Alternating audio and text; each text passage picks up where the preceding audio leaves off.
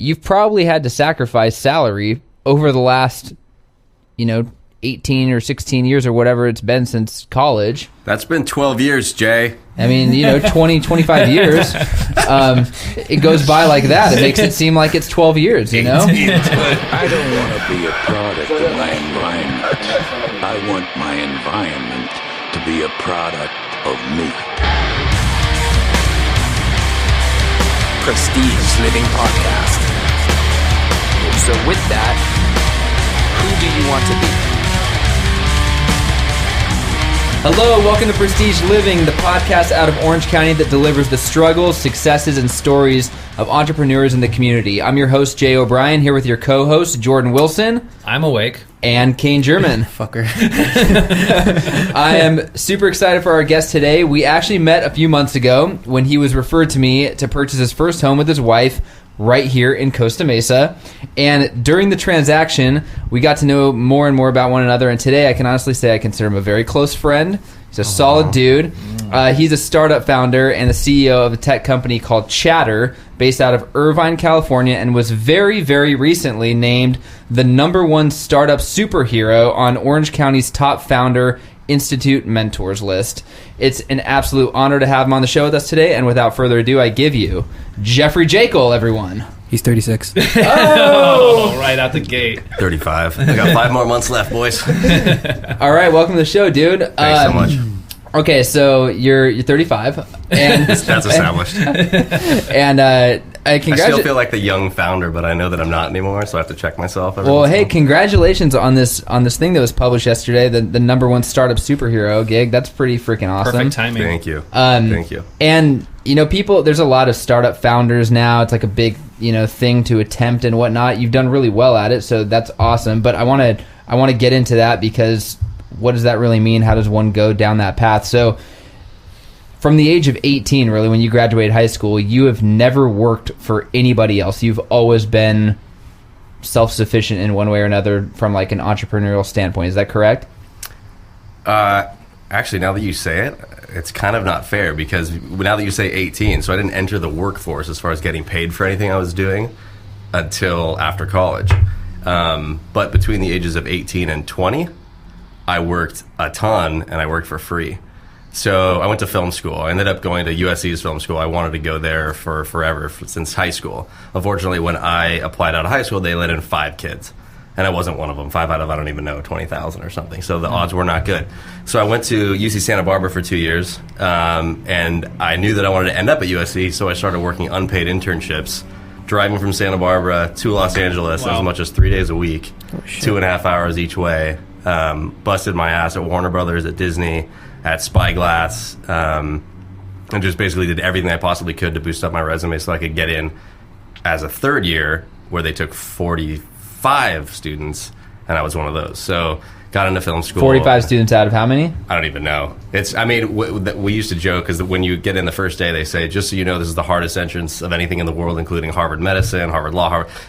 You don't have to be smarter than you do to be in Harvard Law. It's just that numbers-wise, that the numbers work out that you have less of a chance. So what are they looking for? What sets you apart? And what were you doing? I honestly don't know. I mean, I was showing that I was going to put in the effort, right? That I was making short films and I was taking every film class that you possibly could in the UC system at Santa Barbara. Directing or writing or? At that time it was kind of everything, right? Because you're not far enough along that you've figured out what it is. But ultimately I learned through USC that what I wanted to do was produce, which I think there's a very obvious parallel to entrepreneurship from producing a film, but we can get into that.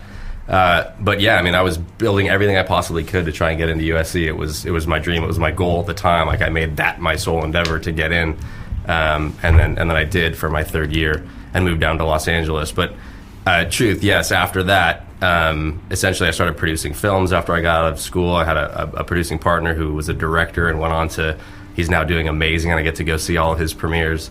But after that, yeah, I never worked for anybody. I always started my own thing or made partnerships to do my own thing, yeah. And when you were doing the traveling to Santa Barbara back and forth, and what were some of the tasks that you were performing as like this free labor?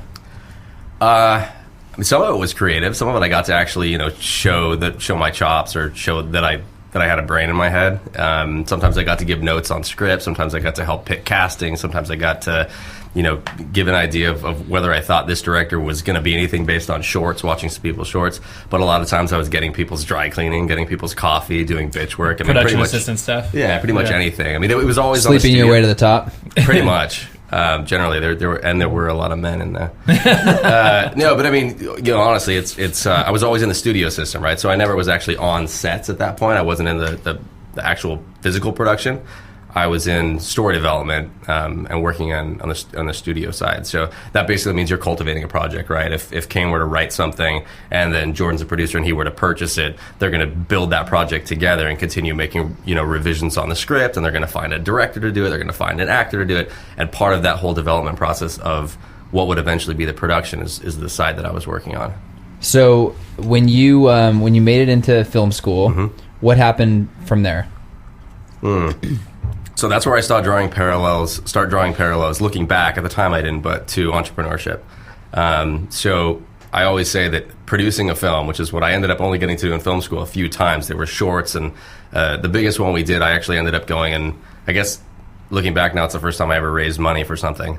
I actually ended up going and doing close to a $300,000 grant from Panavision to get the cameras off of that they had just done Spy Kids. It was the first time that they did the high def cameras on a feature film, and I was able to go and talk to Panavision and get them to give us those for 17 days so that my director and producing partner, we could shoot our kind of like thesis film on these HD cams, which ended up being crazy. But yeah, I mean, so I started, but once I got to film school, it's not even like college. USC Film School is basically like a job. Like right. I had to do my whatever undergrad stuff that I forget what you call those, general education stuff that I didn't do at Santa Barbara, but then everything else was honestly like just work, straight up like a job. You have to be on set, you have to be cultivating this project or whatever it is. And the parallel that I draw is, think about it, every time, sometimes these films, you see these things that they just announced the Oscar candidates for this year. Sometimes these things are developed for 8-10 years, right? Sometimes they're very short, but in any case, you're taking this like kernel of an idea, you're putting all the pieces together, whether they be financial. Yeah, and you're basically starting a company, and then you launch the company out into the world, and that's when you take it to the box office or to television or wherever you're going to go. And then you have to work at it, and it sinks or swims. You're going to market it the same way you would a company or a new product. Get the right team involved with the same vision that can contribute to the same idea with the same aesthetics and all this shit. Yeah, exactly. So I mean, essentially, every time you make a film, you develop that thing. It's like starting a new startup, and the kind of the friendships, the camaraderie, the part that I love the most, where you've got this team that you're building this with. Working on a film, there's no time you're ever going to be closer to the 20, 30, 40 people that are working on that with you, that you're just eating, sleeping, breathing this one vision all together for however many weeks or months that it takes. And that's exactly the same thing with a startup. In my case, a lot of startups are more drawn out and longer than like a 17-day shoot that we would do at USC. But that's what looking back, I think that when I loved producing so much and I was doing the shorts, I think what I loved was starting something from just an idea, putting a team together, everybody working their asses off to create and reach that goal, and that's essentially a startup. So originally you wanted to be a filmmaker. Yeah, I eventually found that my niche, or what I was good at, was producing, which is essentially, I mean, maybe this is obvious to everybody, but a director is responsible for creating the world of everything that you see on the screen, and a producer is responsible for creating everything that you don't see off the screen, that you don't see on the screen, right? So everything in the background. So like, I remember a time in Pasadena where my director was on set, and we had, I don't even know, 40, 50 extras, and he had absolutely no idea about this until like the whole film was done. But on that day, we had blocked off the streets with the police coming. They had to be at the ends of the streets, and we ended up with a fine, or what would have been a fine from the city, because there were some problems. I ended up down at the city sitting in front of a judge with like $50,000 in penalties that we were going to face if I couldn't talk my way out of it. On that day, I just left the set and did that, took care of that, so that he never had to think about it and he could concentrate on what's going on the film. But basically, I had to talk my way in and out of everything on behalf of the director and the production. That's what, at that level, one of the things a producer would do. Wow. So how long did that go on before you exited that industry? So following college, I kept developing projects with that one director. This guy by the name of John Chu, who's gone on to do some awesome stuff. He's still a great friend. He did G.I. Joe Retaliation. He did all the Step Ups. He did the Justin Bieber films. And I was working with him and developing some stuff for Sony and a couple of other things. And then I was also, actually at the same time, I continued the internship that I had. I kept kind of helping out there where I could and trying to see if I was going to maybe get a job. That would have been my first and I guess only job. And I was also at the same time, I was pitching a firm based in Atlanta. It was a firm called Bright House, and they were what you call an ideation company. They deemed themselves the world's first ideation company, run by a guy named Joey Ryman, who's just a brilliant marketer, branding expert. What is ideation? So ideation is as simple as it sounds. It's the process of thinking or thinking about and brainstorming, right? So if you guys were just going to absolutely let your minds wander and run crazy on this whiteboard. I'm looking at a whiteboard on the side of their wall here. And let no idea, be unturned. That's ideation. I mean, they took it to a new level, right? So they were based in Atlanta. They worked with Fortune 500 companies. They were based in Atlanta, Coca-Cola, Home Depot, Delta, Pepperidge Farm, all these guys. And essentially, they would come to the company Bright House, and Bright House would come up with what they call the master idea. Right, for this company. They'd get paid millions of dollars for 3 weeks of work to come up with. Do you have an example of one of these companies that use one of those ideas? Like, what does that entail? Yeah, sure. I'll give you an idea to kind of explain ideation. So Coca-Cola was doing their water product at the time, right? And you wouldn't sit around trying to figure out what does water mean by just thinking about water. They would bring in a Jacques Cousteau descendant and maybe Kelly Slater, a pro surfer, or somebody who's an expert in hydrogen and oxygen, because those are the compounds that make up water. And they would absolutely take it from as wide as you possibly could come. And they'd figure out, at the time, so say Coca-Cola on a broad level, what does Coca-Cola mean at the time? And it wasn't a soft drink. That's not what you're explaining to the world. That's not your master idea, your ethos, your reason for being. Right, at the time, they were family, they were togetherness, and they would get to that by coming at it from the broadest circle you possibly could, and then getting down to kind of like a pinhead, right? So I kind of digress a little bit, but basically, I had a friend that I had gone to high school with, this brilliant girl who now works with us at Chatter at BuzzMob, but she was working for that company, and she was an account manager, or she was in marketing, and I loved what they were doing. I thought it was brilliant. I thought the idea of basically taking the core ethos of a company and not pushing their product, like in Coca-Cola's case, a soft drink, but rather their reason for being was where things would be headed, right? I'm thinking of it from a film perspective, and at the time, it seems like forever ago now, and you guys were probably in, I don't know, high school, and you'll make fun of me. Diapers, we're calling diapers. No, come on, let's be fair. This was 2002, 2003. Kane was just born in 99. Jesus. You don't look it, though. I get that a lot, actually. I'm just kidding. He was born in 86. Go on. Okay, so essentially, that's going to be so awkward to edit. There's like 2 seconds of silence, and it's like, all right, let's go.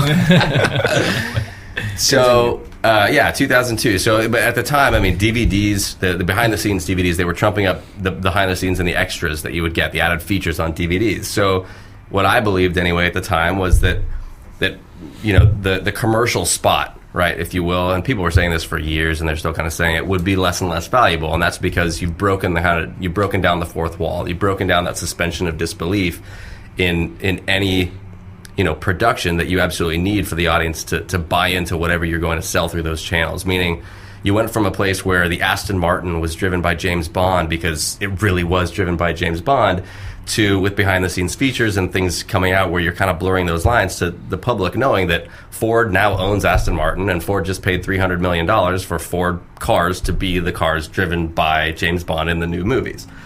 So I was kind of deconstructing this and saying between that, behind-the-scenes DVDs, people are going to start losing this suspension of disbelief where an ad or a product placement, if I pick up a Coca-Cola and drink it here in a film or in a commercial, well, commercial's different, but in a film or a TV show, you're going to call bullshit. They won't believe it's authentic. Yeah, it's intentional product placement. Exactly. It makes me angry when it's like so blatant. Yeah. So my belief was that it was moving to kind of subliminality, right? To say that it's going to be kind of more lower down under the surface. So this company was out in Atlanta. So I'll go back timeline wise. I was working at Spyglass, right? I was interning and I was trying to get potentially a full-time position. And at the same time, I flew back and forth a couple times to Atlanta to pitch them the idea of taking their master idea ideation concept and applying it to the film industry. To say, instead of you doing a 30-second spot, Coca-Cola, and spending, take $20 million of your ad budget that's going to be towards, commercial spots, and why don't you potentially become a producer on a film project where your ethos, your family togetherness, right? Has anybody seen the movie Family Man? Yes. Yeah. Nick Cage. Yeah. Yes. Fantastic. Come on, you're a loser. Pointed to Kane. He pointed to Kane. Sorry, Kane hasn't seen it. Everybody else loves it. So how do you feel I've that? seen it, but Do you not remember? I remember. All right, so you leave that movie and you realize, okay, this guy had everything, right? He has the money, he's got the car, he's got the whatever, and then he realizes through this whole 2 hours that it's really all about family. It's all about that, and you leave that with that feeling. So if I could have Coca-Cola tied to that feeling, right? That's much stronger for me as a brand mover than is any commercial spot. Placement. Yeah, than a product placement. So that was my pitch. I mean, at the same time, I was working at Spyglass. I pitched that, and I was as things happened, I was basically offered a job to assist the president of production at Spyglass, which would have been a great gig. I mean, I don't even know where my life would be if I had taken that. But at the same time, I had gone out for a second time, and I was really close to what I thought was them greenlighting this new production company under Bright House that I would work on my own and own my piece of in LA. And I actually had to make the decision not to take the job, before I knew for sure that the other was happening, which speaks to risk, which, that's part of entrepreneurship. But and it worked out. And so almost immediately, within 6 months, I think my parents had given me 6 months after college that I went beyond that. I was, eating my savings. I was down to nothing. And then they launched that, and they financed that, and I was able to start the company that was Bright House Pictures in Los Angeles. wow. So that was 6 months after you graduated college? Probably about 7.5, because I don't remember how much was in my bank account, but I know that I had gone past mommy and daddy, and I had to get down to fumes, and that was right then. So what year did you graduate college? 2002, and then we had to do our thesis. Took another 6 months, so 2002. 2003 is when I actually think I finally walked. So so after this, what happens? Like, how do you've been in the film industry, you've been in the apparel world. Yep. And then now you're in a tech startup. So remember, I'm an old man, apparently. Well, yeah, I mean, of course. I'm looking at you. You'd be over the hill in 4 short years. So how do you segue from the film industry to apparel? Yeah, you just started this place, right? Bright House was yours, or is it? Yeah, well, I mean, it was owned for the most part by the Bright House company that was in Atlanta. But Bright House Pictures was a collaboration between myself and Joey, who was their owner and founder. And so, yeah, I mean, that went on for about 1.5 years, and it was actually a struggle, because you're trying to get people to understand something that didn't exist at the time. I don't know if people remember BMW films, but this was even before that. I do remember BMW films for sure. Yeah, I mean, nobody was doing. Branded entertainment didn't exist as an industry. Now I basically say, when someone asks me, I said, well, it was an early branded entertainment company. But at the time, it was just kind of, what are you doing? And the interest didn't entirely align. I mean, the company out there, not everybody understood what we were trying to do in entertainment. So that was a struggle. That was the first time that I wasn't completely on my own, because I actually had to kind of run within the walls or whatever, being contained by what they understood, right?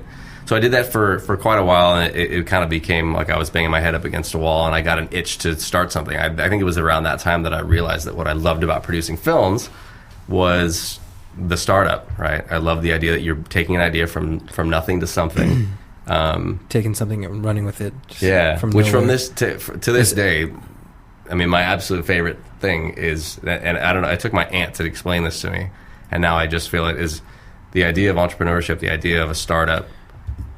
I mean, we take it for granted because now I've started a few companies, but you really create something where once nothing existed, right? I mean, nobody else would have grabbed it, been able to build it to what it is, and it would never exist. Every company that's out there, if that one person hadn't done it, you know what I mean? They had to start from somewhere. It would never have been in existence. It's kind of magic if you think about it. It is. And then after you come to the table with all this cool stuff, that becomes the norm, you know what I mean? And people start revolutionizing it because they're taking that genre further, or that idea further, you know what I mean? Yeah, definitely. They build on each other. Sorry, to answer. So then, my father had been in apparel for forever. He had a 40-year career in apparel. He, again, I don't know if you guys will remember because now I feel old, but Ocean Pacific, OP in the 80s, was like the hottest brand in the entire world, and he was their president for a while. He was never the owner of these companies, so he wouldn't call himself an entrepreneur, although later he did start a business. But so I was chock full of corduroy shorts and everything through the 80s. And all the way Back through. in the college years? Exactly. So I was born in the 80s. All right? AD. You're born 80. Come on. Those are the I did the 80s. math in my head. I did the math. I'm like, wait a minute. Because I'm 32. 80s the... All right, So go we're not on, too go About on. 3 years. Yeah. Well, I'm doing the math on you lying to us You right now. can't talk to me with that. So yeah, I mean, I'd always been interested in apparel. I've always, kind of like had a love and a respect for fashion. And I knew about it. I mean, I knew it was somewhere where, there's a few fundamental things that you need to have when you start up a company, right? One of them is some sort of competitive advantage. And there were a lot of people starting T-shirt companies, starting apparel companies in the area, but I had a huge competitive advantage. My dad had done this for forever. One, relationships. Two, a deep-rooted knowledge and understanding of how this stuff worked.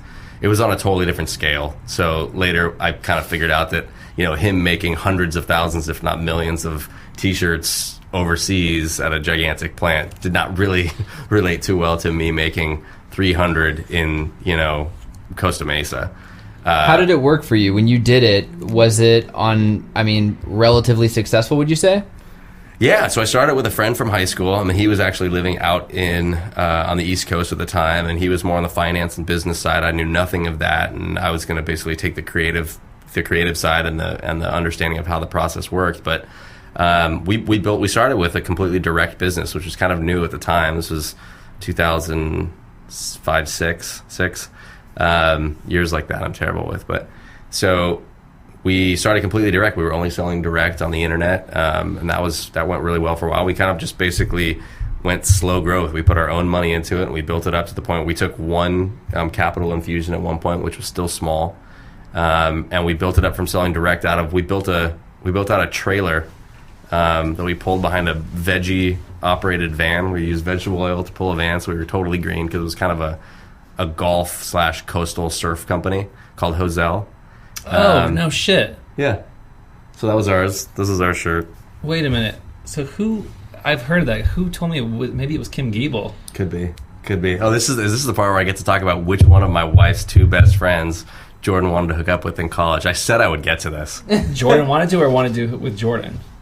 I heard it was rather one-sided on you. That's not what you told me. That sounds about what you told me. Let's just settle it right now.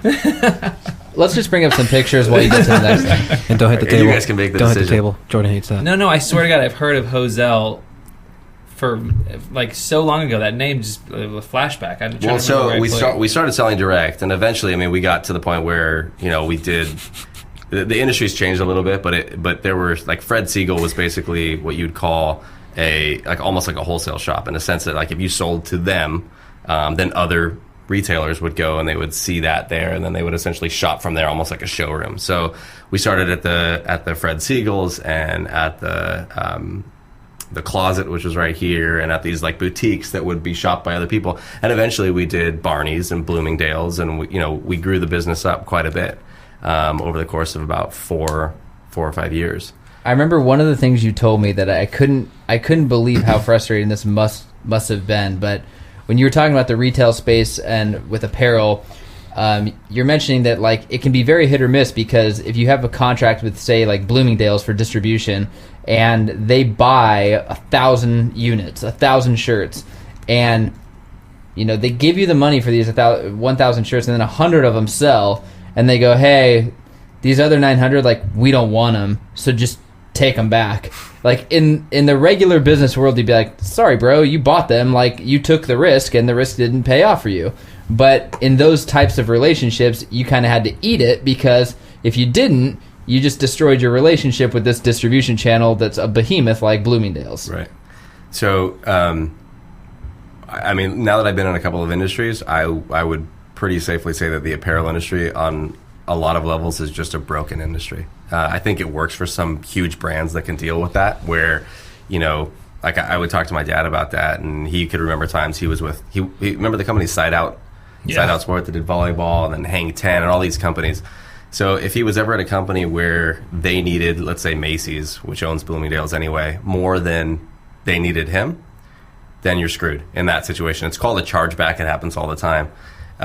When you're OP and it's the 80s, if OP said I'm not going to sell you any more Macy's would have been screwed. So if you are that brand, then you have the power. And the other thing is if you have a wide enough selection, right? If you're crossing enough different verticals in women's and in men's and in outerwear and in all these kind of things, if something's selling over here, then they need you over here, so you have a little bit of leverage. But for a smaller brand, it's very, very difficult. The only thing you got wrong about what I told you is they would never pay you at that point. So they would. Oh, really? Okay. The biggest problem. So honestly, for anybody out there that wants to start up an apparel company, and I'm sure at some point you'll talk to me about mentoring at Founder Institute. But when I can, and I'm not always the fastest to get back at emails or whatever. But I know there's a lot of people that start up apparel companies. Still waiting for one. Yeah, I know, that's true. So I'll get back to that one too. So. But I mean, honestly, feel free to shoot me an email, and I'll answer what I can. But it's just something that I know a lot of people go into. It's one of the very easiest things to start. You can go and you can relatively no startup money, and you can go have something printed. You could bite it off as it comes. Where I'm gonna see if 30 people want to buy these shirts, and then I'm gonna But the point is that industry, at the level that we were at, and even to the level that we got, where we're selling Bloomingdale's and Nordstrom and all these kind of guys. It's still just a business of the cost of money, right? I mean, you get to the point where I'm producing these, and when you're bigger, it's even worse. So I'm producing something and paying for the fabric to make it, sometimes 6 to 9 months before I'm getting paid for it, right? Because I got to make a commitment on my fabric on, let's say, January, and then I'm going to start, that's going to all get knit, and I'm going to start sewing it in March, and then it's going to get delivered in April, May, let's say May, right? So now I've already held that money that I paid for the fabric 5 months. Gets delivered in May. Some of these companies have a net 90, which means I'm not going to get paid for 30 days or for 90 days. Some of the companies, I used to call it a net never, right? You just saw, what's the one that just got shut down? They just closed their doors. Foxfire? No, Kitson, right? It was like the hottest thing in the entire world. They opened all these things and now they're just gone. I mean, I know people that are still owed hundreds of thousands of dollars. When I left our company and stepped away to start another company, I mean, there were companies that owed us enormous amounts of money that we had delivered them product, they sold through it, they just never pay you. And if they're a good shop, like you said, you need to keep giving them product because you need to be in front of the people. Wow, that's intense. So broken industry. So you leave that industry and then you go to the tech world. Yeah, I probably have the most to say about this. I know I've been talking a lot, but okay. So why the shift first? So part of it was I realized that apparel was a broken industry, right? And that it was going to be a continuous uphill battle, and there were certain things that you were never gonna figure out, or that couldn't be figured out, and you'd have to have a massive jump. So I think that we raised maybe $200,000 to kind of propel that business forward at certain points. And same people? What's that? Same people that you're doing the apparel gig with? That's what I'm talking about. Sorry, the apparel industry. So the reason for the shift, I think, was twofold. One, I said I had started it with one partner. We were 50-50 partners. And it impartially kind of put a big strain and was a part of a demise of a friendship with that, which is a regret to this day. But it's really difficult. And when I mentor or when I advise any companies, I really don't believe in 50-50 partnerships. I don't know if you've got one, but I just don't believe in it. Somewhere, even if I'm 49 or I'm 48 or whatever, at some point, the decision, whatever that is, it has to come down somewhere. And so there were a number of reasons. Some of them were personal. Some of them were just, that was an industry that unless you were going to go and you're trying to create a brand, unless you were going to go and raise a few $1 million and have a team that would be able to do it, it's really hard to take that jump because, like I said, you just have to be able to borrow that money for sometimes 6-9 months. So at what point do you scale up, right? I mean, I started Bloomingdale's. I remember the time that I had to turn down like a $80,000 order because I just said, look, we can't put out the $40-50 that it's going to cost to make this right now, not knowing whether we're going to get a chargeback. You just can't do it unless you have some sort of there's something called factoring, which is essentially like a loan that you'd be able to get where they'd give you months and you're paying interest on it and you're going to lower your profit margin. But we were too small to get factored. So that was there was a ceiling for me on that, right? But the truth of it is that I fell in love with something else. The story is, and I've said it countless times, but never on a podcast. So 2010, I want to say summer, I went to Angel Stadium. I was at an Angel game, and I was in the outfield, and I was just sitting there. I was on my phone. The truth is, I had a BlackBerry at the time. I didn't have an iPhone because I was on Verizon, and we didn't get it yet. So screw all you AT&T people.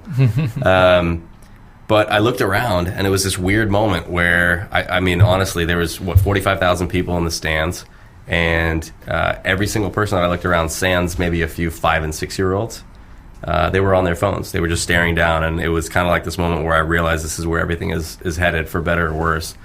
And so the thought that went through my head is I knew that they were sharing content. They were sharing information about what they were doing out to their friends, to their family, to whoever they have in their social sphere.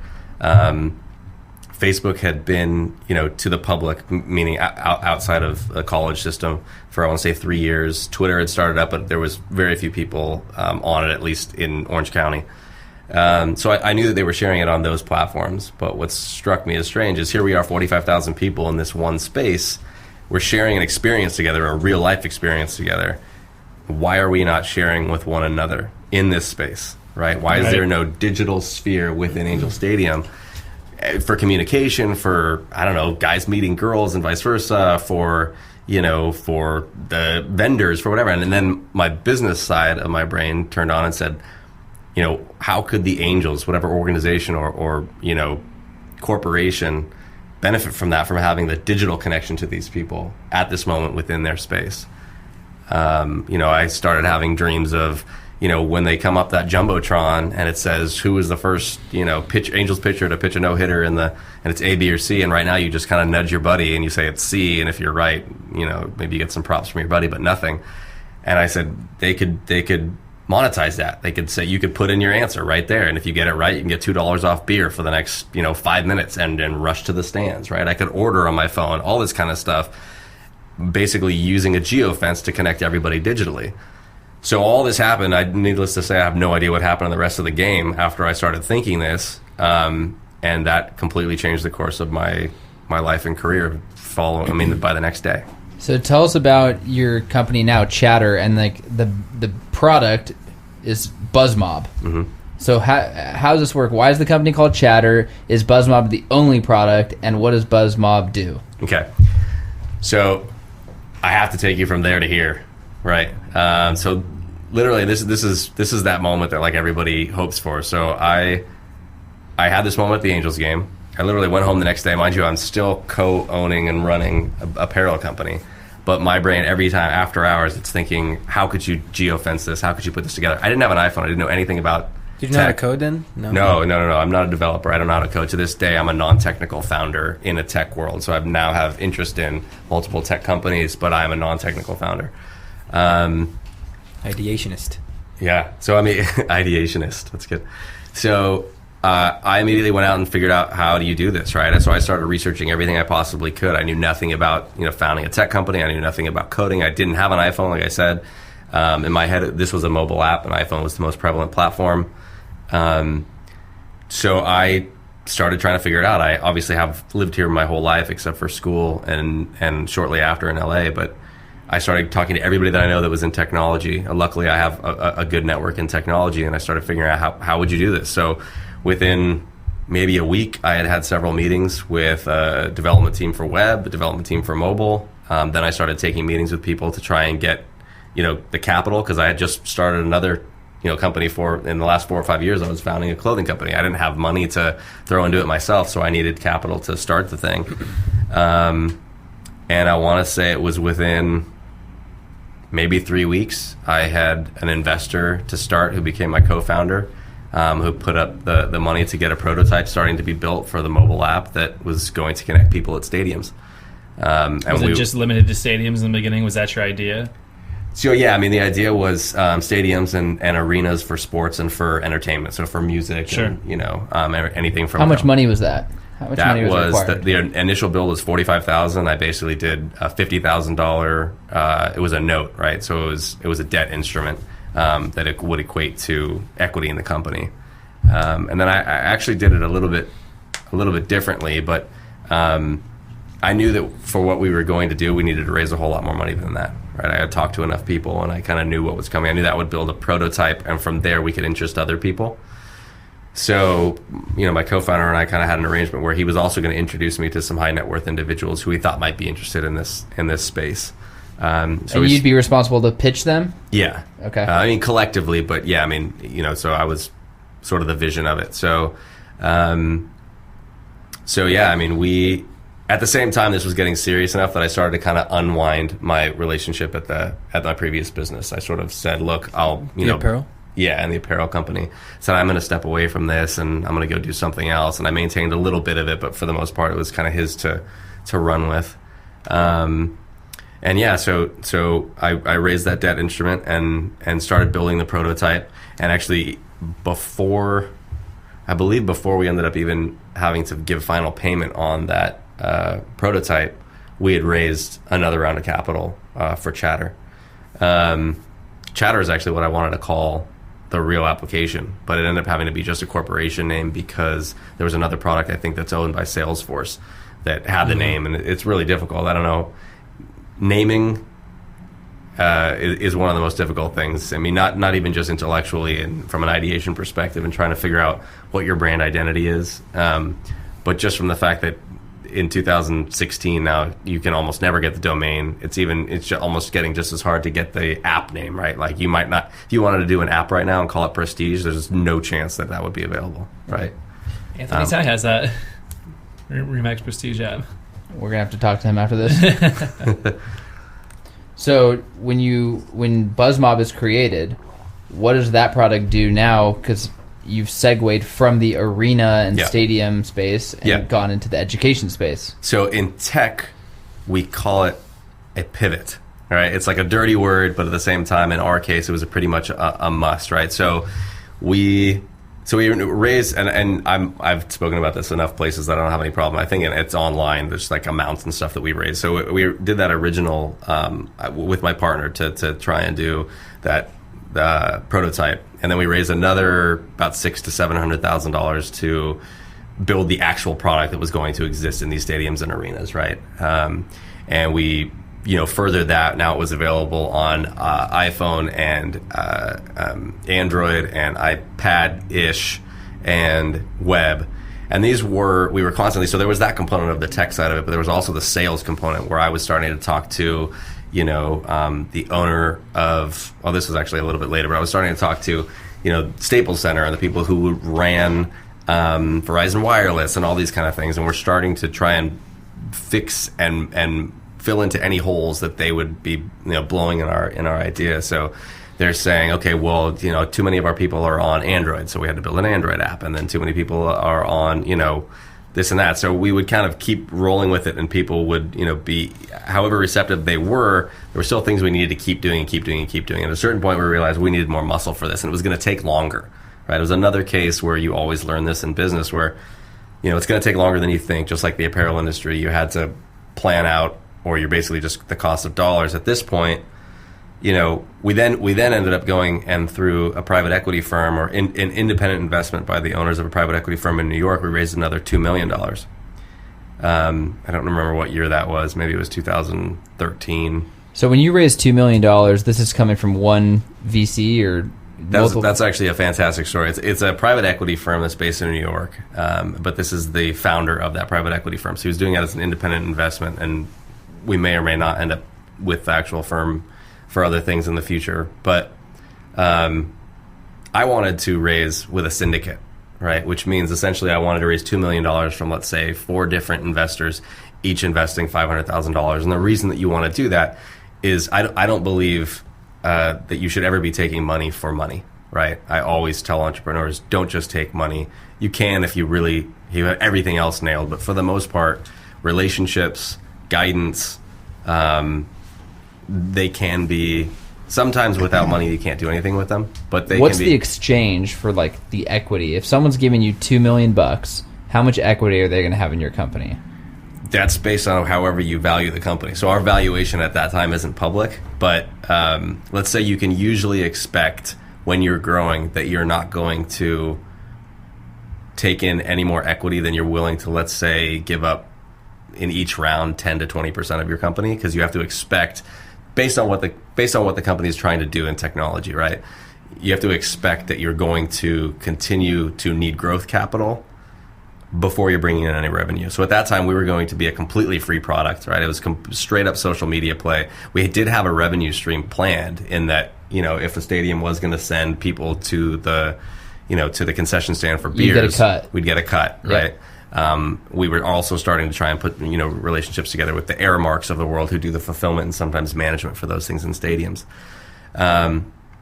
But so generally you're going to try and earmark that at each one of these steps you don't want to give up more than 10 to 20%. Got it. So fast forward to the pivot. Yeah, okay. So essentially what happened was, even with $2 million, we raised about almost 2.7. And what was the last time that you went to a stadium with 45,000 people? Or did any of you guys go to Coachella? You look like you would have gone to Coachella. No. I like clean bathrooms. Oh, Jesus. Okay. So I haven't been either. And my wife is famous for saying she'd sooner gnaw off her own arm than set foot in Coachella. You probably used to go when you were our age, though. Way back in the day. When Jimi Hendrix was... Well, I liked it. No, that was Woodstock. Oh, good. Yeah, I was saying... I like that Jay just admitted that it was around when I was his age. It's good. How old is Coachella? People are going to listen to this and think I'm like 50, just so you guys know. He's only 36, guys. 35! I was born in 80. I hope I'm younger than your listening audience. He's wearing Reebok Pump, bro. It's true. He's wearing OP. Okay, so let's get back on track. That's right. Okay, so the pivot. I'm not sorry. This wasn't my fault. Yeah, is that every 10 minutes that you show him? No. The education. This is gonna go over. No, we're already over. So the pivot. After the pivot. Yeah, go into what you do here's now. Here's what it was. So we had raised about $2.7 million. And what my point was, when was the last time that you were at a football game, a professional football game, and you were able to... Has anyone ever been to South by Southwest or any large...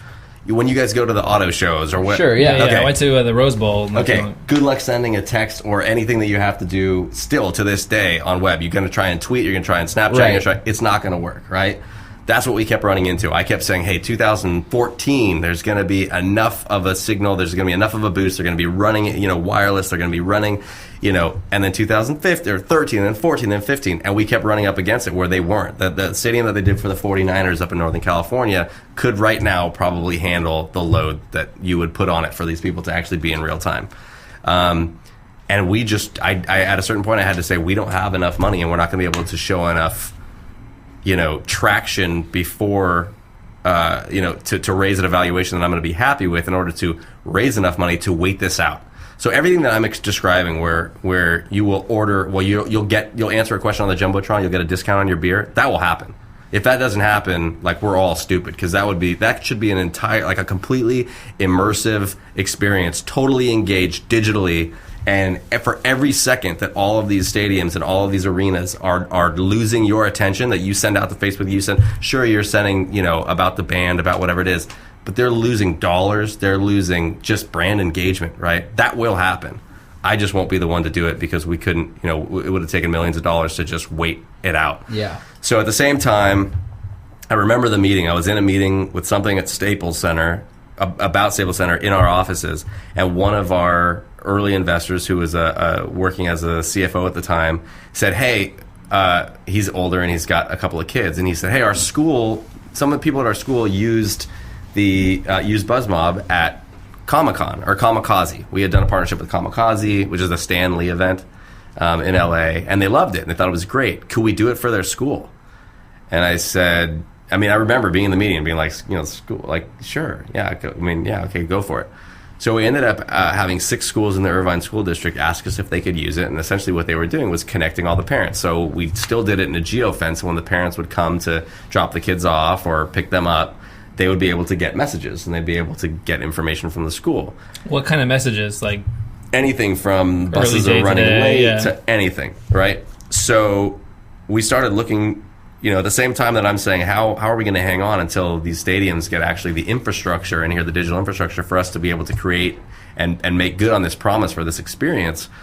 Schools started picking it up, right? And saying, this is great, this works for us. And then I realized that's a real problem, which I've kind of taken a journey as a founder in technology, starting before I really knew all the what I call now nuggets of information that you should kind of know, and I've learned along the way. Where, you know, entrepreneurs, I tell all the time, number one, you start with a very real problem that needs to be solved, right? And you start with the problem that you have a competitive advantage specifically to solve, right? Why you, and why now, right? So at one point that just kind of hit me like a ton of bricks, right? I believe, yes, that there's going to be this immersive experience at these big venues where people, but is that a problem? I mean, it's a problem in a sense for those companies because they're leaving money on the table, they're leaving an experience on the table, et cetera. But schools and parents being able to get up-to-the-minute information reliably and actually have a better relationship between teachers and parents to help their kids succeed, that's a real problem, right? Like, the education situation in the country is a real problem.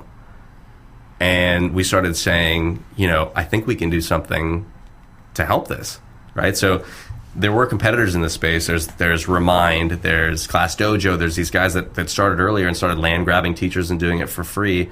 And that's great. They're teachers who tried to build technology products. We have had several years of building sophisticated communication product, and we said, what can we take about how we know how to build that really well, and then use it to help teachers connect with parents, right? To ultimately help their kids. So we pivoted a little over a year ago. Completely, I basically stopped everything we were doing in entertainment, saying this is just going to take too long. We're not going to be able to do it, and it was tough. But once you figure out that there is a real problem, that you believe you can solve it, there's a whole new wave of passion that just is evoked into it, and that's where we're coming from now. So the education space took it pretty well. Like, you guys, that's where you're thriving. Yeah. So we're entirely education focused right now. In fact, in the next 3 months, we are completely doing a product update that I think is going to be enormous for education. Ed tech, it not entirely coincidentally, but at the same time, in the year 2014 and 15, more money had been dumped into the ed tech space than pretty much any other sector of technology, sans a few that are very high dollar entries. But so ed tech is on everybody's radar, and at the same time, we're doing something, and we're about to launch a few things that absolutely nobody's doing. Let's get into the lightning round of questions. You got some stuff written down there, Kane? Yeah, well, you were making an analogy to production and entrepreneurship, and we always say here is just, you just got to fucking do it. Don't even think about it. So, but in production, there's pre-production and production. So when do you think in tech and business, when do you think pre-production has to stop in order for you to just run with the idea? I mean, at a certain point, you just have to jump in? Yeah, like instead of developing the story, character development, and plot twists and all that shit, when do you just say, fuck that, just start filming? In the business sense, though. Yeah, there's the answer that I want to give, and then there's kind of the truth. The answer that you want to give is at a certain point. I mean, I believe in the Mark Zuckerberg move fast and break stuff, but at the same time, be cognizant of the fact that every day and every dollar you spend and put into what you're calling pre-production, you'll save doubly, at the end. Meaning, if you don't plan these things out, there is a pace where it becomes kind of analysis paralysis. But if you plan these things out pretty well, and that developing a web-based product or a mobile-based product is going to probably take double the time and double the money that you plan for it to. But if you're finding those things out while you're building, it's going to be triple, quadruple.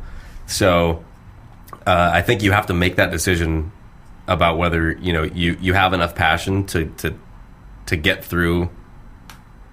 I mean, this whole thing sucks, right? Like I said to you before we even started this, right? So I firmly don't believe that you can want to be an entrepreneur, right? That you can want to start something. Anybody that says I want to be an entrepreneur, I believe that's complete bullshit. I don't think it exists. I think you'll fail. I think you either are driven and you have to start this thing, whether it's in you to just do that and it's multiple things you're starting and you're a serial entrepreneur, or whether it's this idea that you have and in no other circumstance would you be an entrepreneur, but you have no other choice. If you don't do this, you would be on your deathbed saying, oh my God, I can't believe I didn't do that.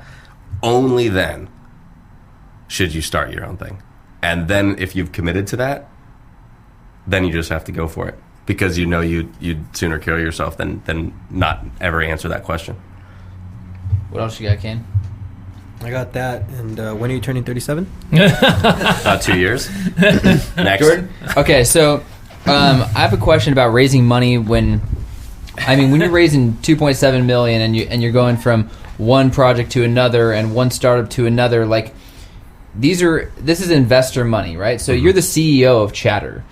I don't know what a CEO earns in terms of salary, but with any company or any business that somebody starts, it's a lot of sweat equity, right? Like you don't get to reap the benefits for quite some time, at least from the monetary world, right? And not even from like the lifestyle world either, because you're working harder and longer hours and much higher risk than you would if you went and got a W-2 job.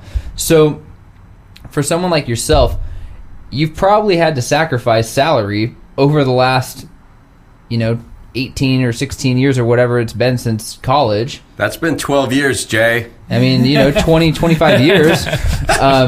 It goes by like that. It makes it seem like it's 12 years,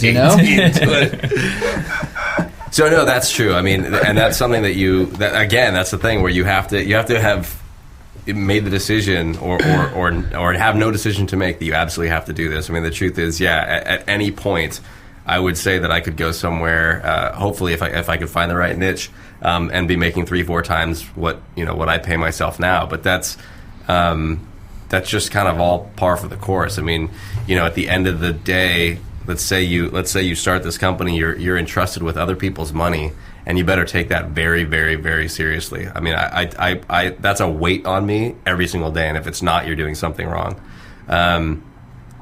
But at the end of the day, let's say you go down this line, you can't get there, your company fails. Well, I would never look at that point of failure, let's say, and you move on to something else and say, wow, I wish I was able to stuff some more money in my pocket during these years.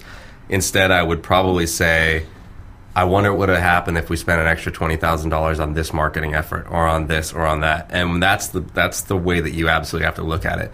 But that is a struggle. So when I mentor all these founders, and I have somebody, I'm actually the first semester of the Orange County Founder Institute, there was a project that was going that I found a lot of promise in, and it's mostly in the entrepreneur. So I don't ever believe in investing in an idea, only invest in the person.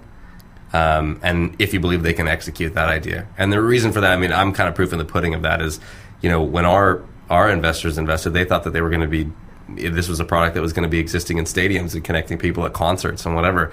And now, we're connecting thousands of classrooms all over the country and the world. It's an entirely different thing. So if they just believed in that idea, when it came down for the next round, they would not be in it, right? They would have bailed. Right. And they would have said, what are you doing?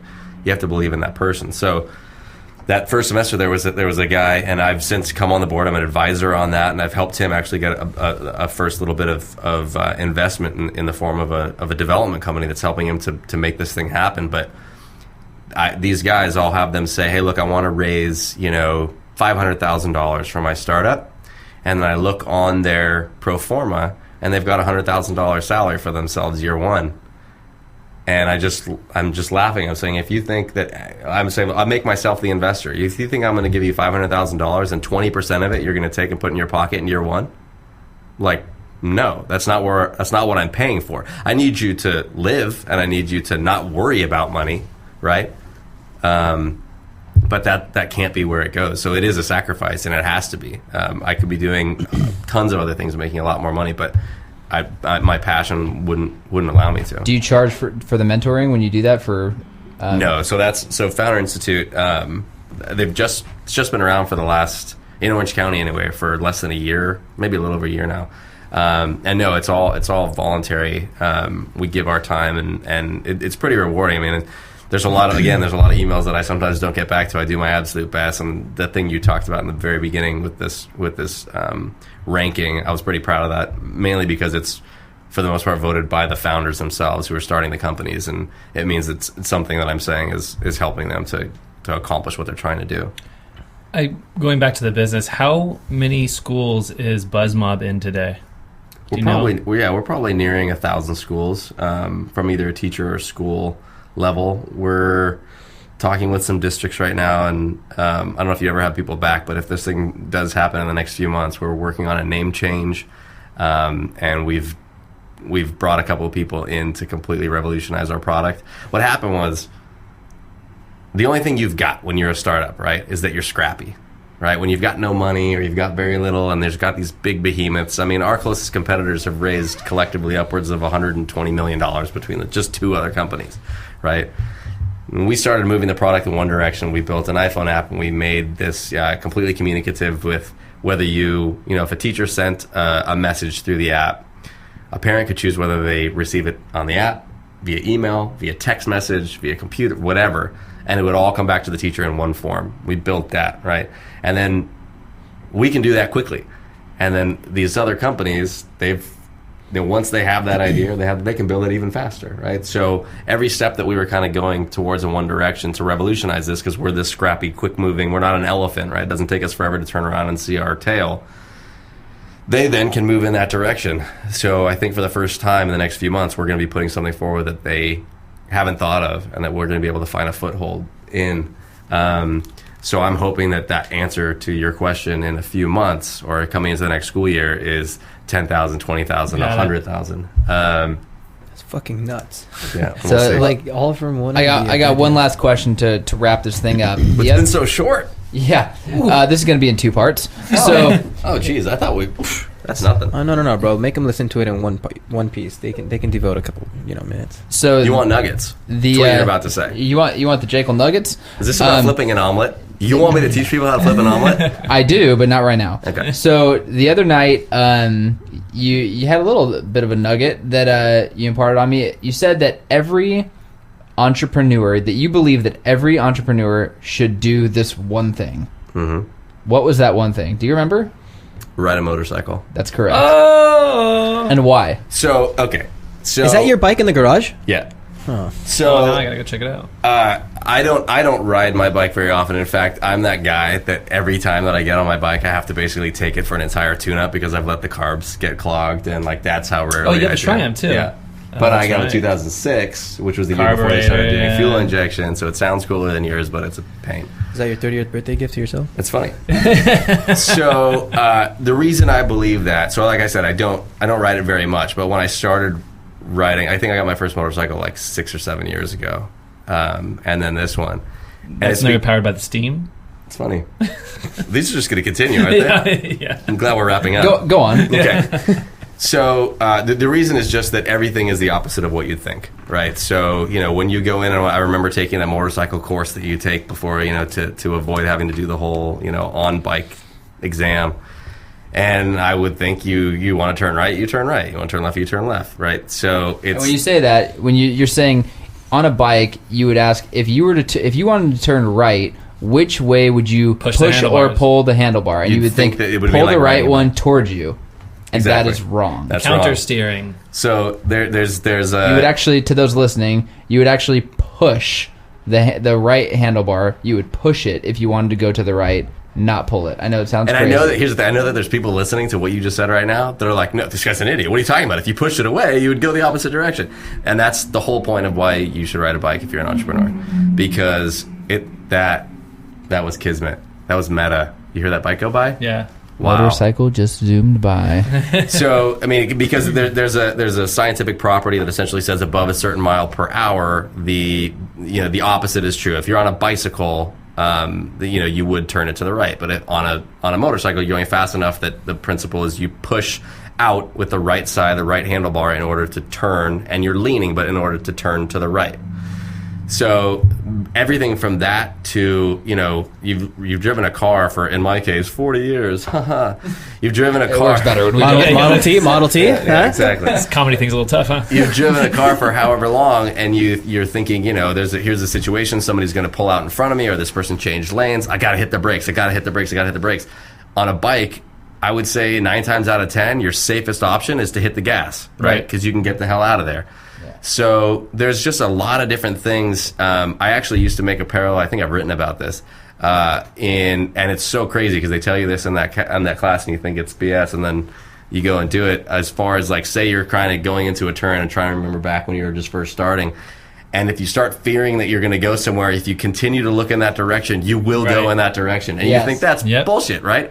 it's completely true, right? So it's essentially mind over matter, and everything that you think is wrong, and you have to figure that out. And that's honestly what it's like to start a company. Every time that I've done it, everything that you think is going to happen is wrong. And every time you think that you're going to do what you've always done before in another situation, don't be so quick to think that. You're probably going to have to do the opposite.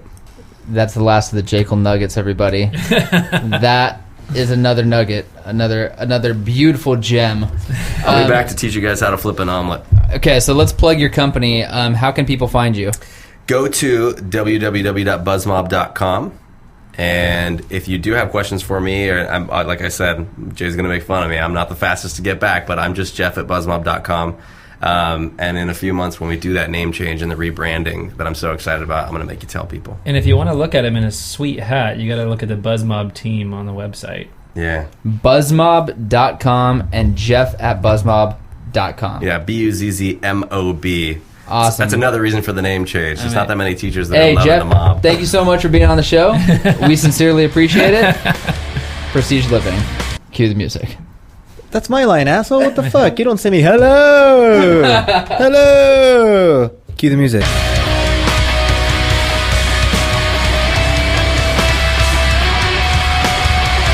If you would like to be on the Prestige Living podcast or know someone that would be a great guest, go to www.prestigelivingpodcast.com.